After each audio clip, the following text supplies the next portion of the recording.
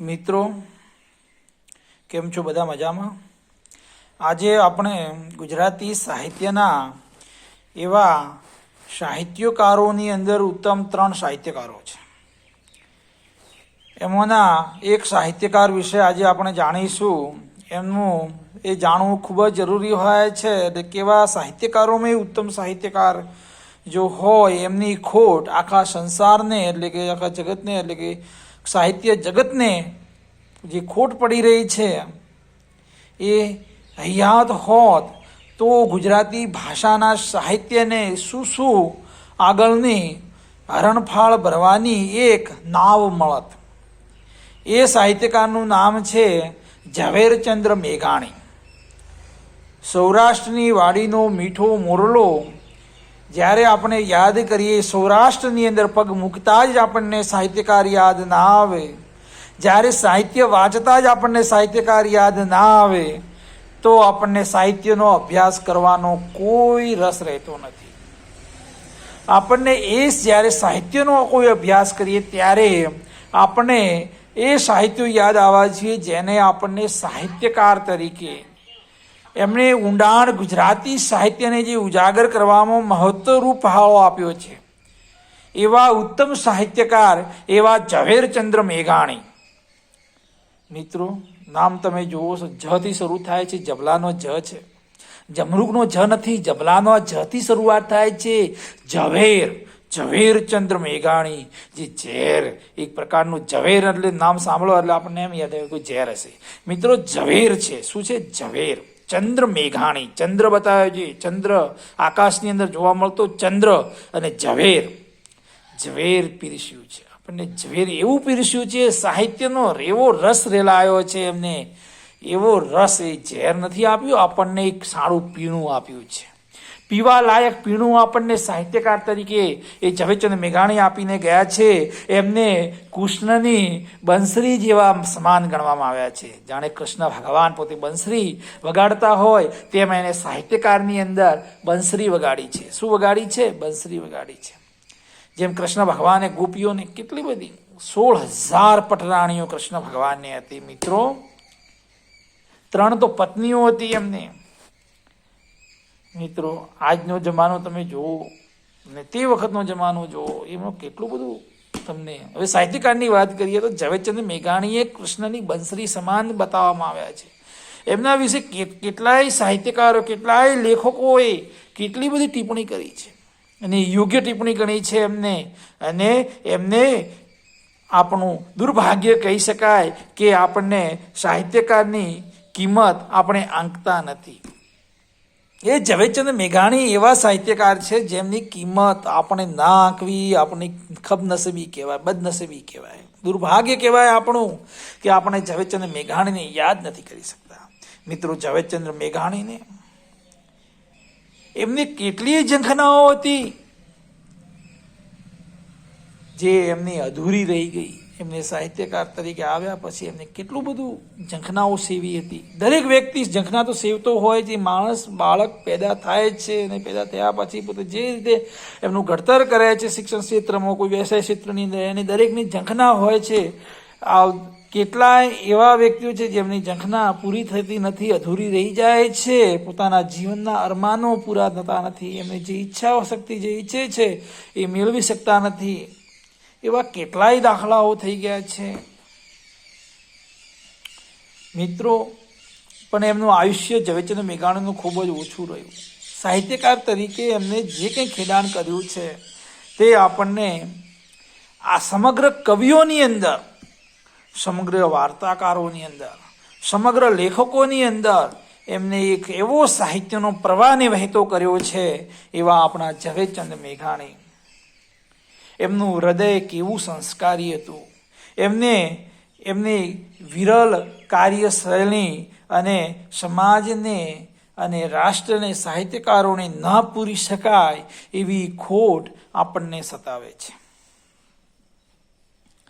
એ ગુજરાતનું અમૂલ રત્ન કહેવાતા. શું કહેવાતા? અમૂલ રત્ન છે. એવા બાળક છે કે જે ગુજરાતી સાહિત્યકારને એવું બાળક મળ્યો હતો એનું નામ ઝવેરચંદ મેઘાણી. મિત્રો, ઝવેરચંદ મેઘાણીનું નામ સાંભળીને આપણને ખૂબ જ સમૃદ્ધિ યાદ આવી જાય. જો એ ઝવેરચંદ મેઘાણી લાંબુ જીવ્યા હોત તો આપણે જે ગુજરાતી સાહિત્યકારોની, જે લેખકોની, જે વાર્તાકારોની જે મૂડી જે ઢંકાઈ ગઈ છે ને, એ ઢંકાયેલી ના હોત. એમને સાહિત્યકાર તરીકે ની સમૃદ્ધિને, ગુજરાતી સાહિત્યને, સમાજને સમૃદ્ધિના પંથ પર આગળ વધારે લઈ ગયા હોત, જો વધારે જીવ્યા હોત તો આપણા સાહિત્યકારની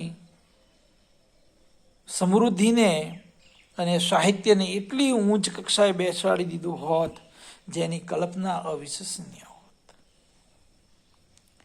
એવા ઝવેરચંદ મેઘાણી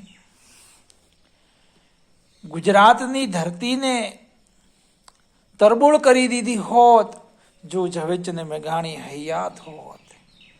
ઝવેરચંદ મેઘાણી હયાત હોત. મિત્રો, મેઘાણી છે, ઝવેરચંદ મેઘાણી છે, એના વિશે તો પિંકીબેન એવું લખે છે કે ભાગ્ય લઈને આવવાનું, કર્મ લઈને જવાનું, ભાગ્ય લઈને આવવાનું, કર્મ લઈને જવાનું, આખી જિંદગીનો એક જ પંથ એનું સાચું જીવનનું સમણું છે. એના સાચા જીવનનું સમણું છે એવું પિંકીબેન સરસ મજાનું ઝવેરચંદ મેઘાણી વિશે એમને જે કલ્પના કરી છે, જે લખ્યું છે, ખૂબ જ લખ્યું છે. મિત્રો, ભાગ્ય લઈને આવવાનું, બાળક જન્મે છે પોતાનું ભાગ્ય લઈને આવે છે, અને કર્મ લઈને જવાનું છે. એને દરેકને ખબર છે પોતાનું કર્મ જ સાથે આવવાનું છે. જેઓ પોતે સંસારની અંદર જે કંઈ પ્રવૃત્તિઓમાં હંમેશા કરતો હોય છે અને એ પોતાના કર્મને ઉજાગર કરતો હોય છે, એ જ જીવન એક નાનકડો પ્રવાસ છે. એ જ આપણી જિંદગી છે.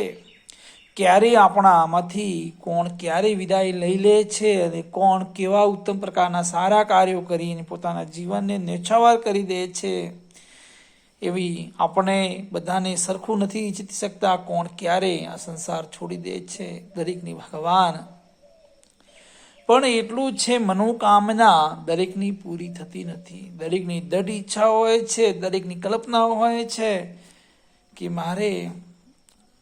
હવે આપણે શિક્ષણની અંદર વાત કરીએ તો અત્યારે બાળકો ઘણી બધી રીતે ખરડાયેલા હોય છે. બાળકોને એવું ઈચ્છવું હોય છે દરેક બની જવું છે, અને કલેક્ટર બની જવું છે, અને મહાન સાહિત્યકાર બની જવું છે, મહાન જ્યોતિષ બની જવું છે, એને બધું બની જવું છે, ડૉક્ટર, ફિલોસોફર, બધું.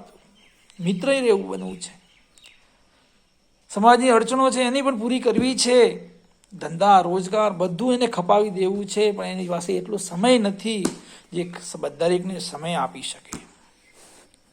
એને બધું વાંચી લેવું છે, ગણિત, વિજ્ઞાન, ગુજરાતી, સમાજશાસ્ત્ર, બધું તમામ સાહિત્યો, વેદો, ઉપનિષદો બધું વાંચી લેવું છે. મિત્રો, પણ એટલું ક્યારેય પૂરું થઈ શકવાનું નથી. એને ખબર છે હું 108 ઉપનિષદો આખી જિંદગી નીકળી જશે. એક ઉપનિષદ પૂરું કરવાની હિંમત નથી તો 108 ઉપનિષદ તમે ક્યારે વાંચી શકવાના હતા? 4 વેદોમાંથી એક વેદ પણ પૂરો કરવાની તમારામાં હિંમત નથી તો ક્યારે તમે પૂરા કરી શકવાના? એટલે કે જિંદગી ખપી જશે. અરમાનો દરેકના પૂરા થતા નથી. એટલે મિત્રો, મારો કહેવાનો મતલબ ખાસ એ જ છે કે જ્યારે સાહિત્યકારોની યાદ કરો ત્યારે ઝવેરચંદ મેઘાણીને અવશ્ય યાદ કરો. ક્યારે ઝવેરચંદ મેઘાણીને ના ભૂલો. આપણે ઝવેરચંદ મેઘાણી he does but not of the accident સાહિત્યકાર તરીકે, એમને સાહિત્યકાર તરીકે ઝવેરચંદ મેઘાણીએ જ્યારે સૌરાષ્ટ્રની ધરતીને તરબોળ કરી, સૌરાષ્ટ્રને જ્યારે એવા સાહિત્યકાર મળ્યા તો સૌરાષ્ટ્ર ગર્વ અનુભવે છે, તો આખું ગુજરાત પણ ગર્વ અનુભવવું જોઈએ. ગુજરાતની અંદર રેલમ છેલ ઝવેરચંદ મેઘાણીને આપણને વારે ઘડીએ યાદ કરવા જોઈએ. જ્યારે તમે સાહિત્યકાર તરીકે કોલેજની અંદર કે શિક્ષક તરીકે તમે જ્યારે ઝવેરચંદ મેઘાણી વિશે ભણાવવા જાઓ છો, એની ન ભણાવવા જતા હો, કોઈ પણ સાહિત્યકાર વિશે વાત કરતા હોઉં તોય આપણે એમને ઝવેરચંદ મેઘાણીને યાદ અવશ્ય કરવા જોઈએ. આપણા મનની અંદર વિચાર આવવો જ જોઈએ કે ઝવેરચંદ મેઘાણી હતા. બીજા સાહિત્યકારોને યાદ કરતી વખતે આપણને ઝવેરચંદ મેઘાણીનું નામ ના વિસરાઈ જાય. એટલે મિત્રો, હું ખાસ તમને અપીલ કરું છું, આપણા સાહિત્યકારો થયા છે, મહાન સાહિત્યકાર થયા છે, એમ સાહિત્યકારોને ના ભૂલવા જોઈએ. અસ્તુ, હું વિરામ અનુભવું છું.